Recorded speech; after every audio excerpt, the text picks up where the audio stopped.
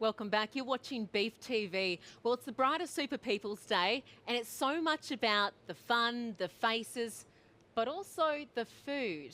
And that's where we find our reporter, Amy Phillips, who's live to us from the demo stage. Ames, who have you come across? Hi Andrea. Yeah, the celebrity chef cook-ups will be all happening here all week of Beef Australia.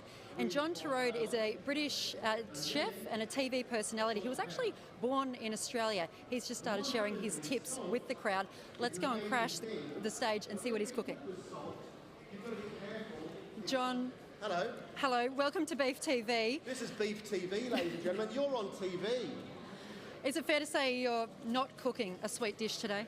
I am cooking a sweet dish. I am. I've got Yorkshire puddings in there, and they're going to come out and they're going to be filled with plums and ice cream. And then I'm going to cook myself a lovely steak. It is the T-bone that's going to be the hero, though, is it fair to say, as you sprinkle some salt? Well, I think so. Look, to me, the thing is about a piece of beef like it's majestic. It takes a really long time to grow. It should be well respected. And really, I just want people to understand that actually it's not difficult to cook it as long as you know the rules. And so the rules for me are pretty simple.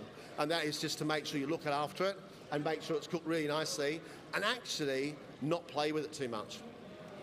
You are an enormous fan of seasonal local produce. What goes best with beef? So for me today, I'm going to do this. I'm going to do some Swiss chard. Swiss chard, we call it blet or silver bee. I'm going to serve that with some anchovies, some capers, but I'm going to cook all that Swiss chard in the beef fat itself with just a little bit of butter. And when I say a little bit of butter, I mean a little bit of butter. Not much, not much. And finally, John, I'm pleased to see you have got your clothes on. You said that, bags nearly went missing on your flight over here. But what is one utensil you cannot leave home without? Well, to be fair, I bought my own knives because I just love my own knives. And actually these days trying to get them through customs is quite interesting. But yeah, a really good knife's really, really important. And that for me is just, that's it really. That and my apron. Without my little apron, I can't go anywhere. And just finally, it's your first time to Rockhampton. It's your first time to Beef Australia. What do you think? I'm loving it so far. Lots of really good looking people who are really happy. I'll leave you to it. Thanks John so much, Torode, TV, obviously personality and celebrity chef. He's the first of many that you'll see here on Beef TV. We'll bring them to you. Back to you, Andrea.